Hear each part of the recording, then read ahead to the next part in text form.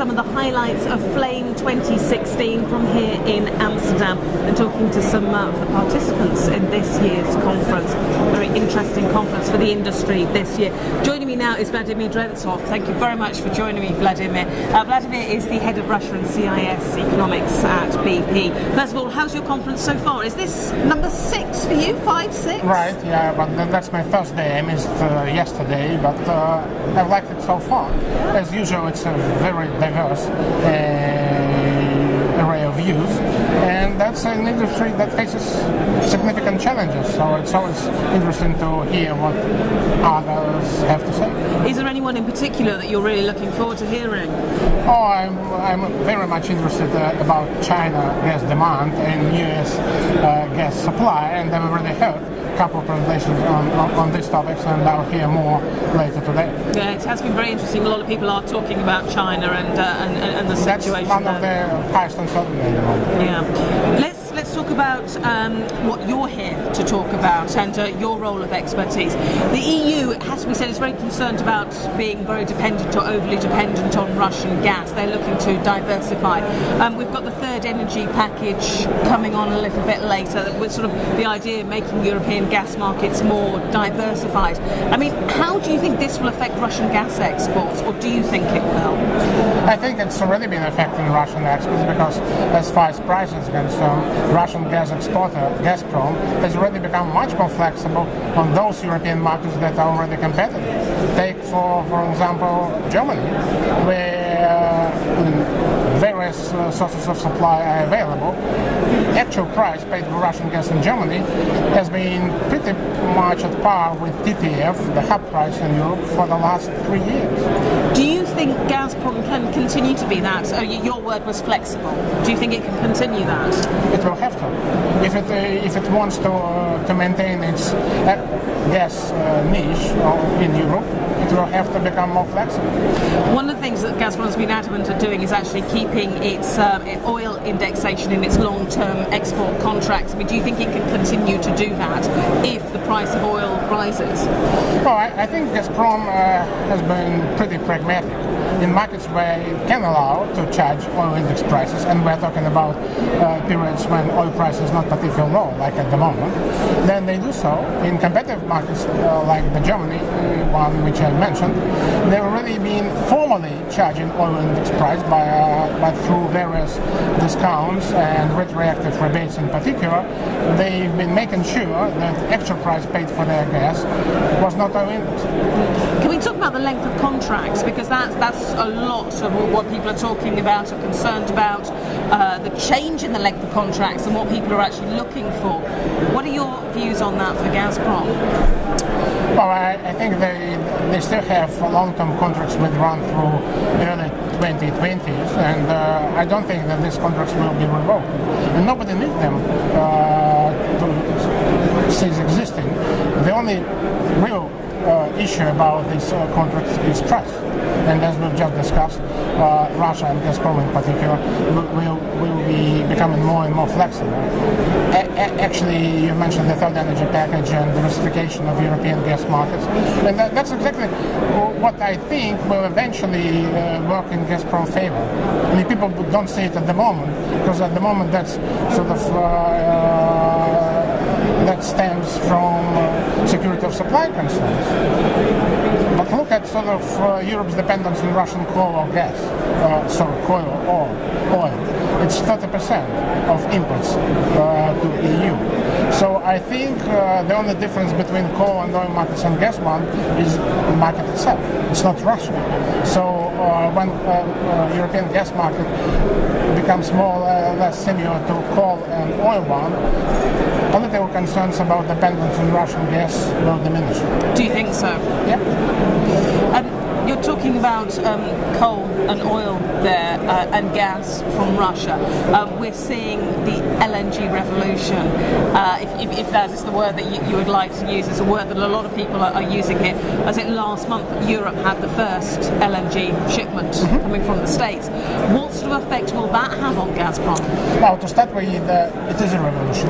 It's both oil and gas revolution in the US, and that's what will be changing gas market. It has already changed the oil market, and actually I think that that what we'll see on the gas market will resemble pretty much what we've seen over the last 2 years on the oil market. In terms of Gazprom will have to make a similar choice to the one which Saudi Arabia was making in November 2014, whether to try to support price or to try to maintain the niche. We know what choice the Saudi Arabia government made. I think the Russian government has high chances of following that. So how is the way that you see this playing out then?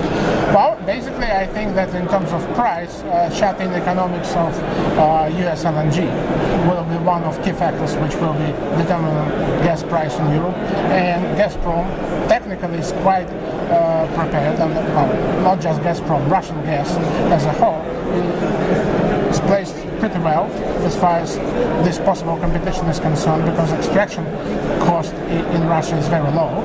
Russia is blessed with cheap Santonian gas, so current extraction cost is about 80 cents per MMBTU. So in this respect, Russia again resembles Saudi Arabia. It has cheap source of supply, and it has a lot of spare production capacity. At the moment, it's from 180 to 200 BCMA spare capacity, and it has about 100 BCMA of spare pipeline capacity. So all the ingredients are there. Russia actually can even increase its supply to Europe, and now in our energy outlook to 2035, we do think that Russia will be able to increase flows to Europe. So they will directly go head-to-head and they'll go on the competition level, you feel? Yeah, I think that's our assumption. I mean, sure. That will be Russia's choice. Yeah. But as economists, we do think that Russia will have to make this choice, and that it will be a rational choice. And if we talk about one specific company, Gazprom, it will just have to do that, because that's a company which has been facing contracting output for the last 5 years. Exactly, not because it doesn't have resources. It has resources. It has 18 trillion cubic meters of proved gas reserves, and it has, as I mentioned, spare capacity. So the only problem is that it loses markets due to competition from other sources. It has lost over half of the Russian domestic gas market to independent gas producers. So I guess this company... they need to go somewhere. If they want to survive, and they think they want to survive, they will have to be competitive. Okay, if you talk about them becoming competitive as opposed to looking for new markets, so if we go down the competitive route, let's throw in the sort of the political thing back into that mix. How competitive, how cheap have they got to be to make the politics not matter and them still to be the right choice? You mean politics in Europe or politics in Russia? Of Europe, yeah. Well, again, as I said, it's not just politics in Europe is not a function of price. I mean, there is a bigger risk to gas industry as a whole, which comes from the sort of COP21. But if we think that gas has the future, and we do think that gas has the future, so then basically diversification and sort of high integration of the European market, that's what will change the situation, not the price. I mean, it's not like Russia has to offer cheaper price to overcome politics. It won't be the case in the future. Okay. Not looking to other markets, Gazprom not looking to other markets, you think? Definitely not just Gazprom and other gas producers, which last year produced close to 200 billion cubic meters in Russia.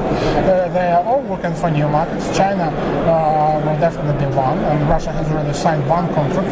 But that's the biggest uncertainty. Actually, China is the biggest uncertainty for the whole gas industry, and it's a big uncertainty in Russia. At the moment, in our energy outlook, we don't see more room for Russian gas than they've already signed the contract for. But if something goes wrong with the Chinese plan to increase domestic production, then we'll see bigger room. But again, in our forecast, we still see Europe as the key market for Russian gas, but we do see growth in both LNG exports and in exports to Asia, which will primarily be China. But China's an interesting one, because when you look at the figures, that the percentage of gas use has not taken off in the way that many people thought that it would. Yeah, it hasn't. But again, we're talking about 20-year time. I mean, it's sort of a simplification that the Chinese government has not tackled. gas development seriously yet. So, and this may change. Let's look at the wider issues now, and I'd just like to get your view on where you feel the industry is heading. And let's just say we were standing here in, well, let's say 4 years, because 2020 seems to be a point in time that a lot of people are looking for. What do you think we would be talking about? We'll be talking, I think, about same issues, but with more clarity. Because, again, we are talking about LNG in terms of forecast. Because the world has lived through a sort of LNG pause through recent years, but it's changing right now. We'll see close to 100 more billion cubic meters of LNG coming to the market this year and next year. So in 4 year time, we'll see like 40% increase in LNG supply. And that will be a completely new market. Yeah. I mean, at the moment, actually, there is no global market. There are 3 key regional markets, and what glues them together is LNG. So today, we are still talking about 3 different markets. In 4 year time, we might be talking a completely new market. It's going to be very interesting 4 years. Certainly. Vladimir, thank you very much. Thank you. I hope you enjoy the rest of your time here at Flame. Thank you.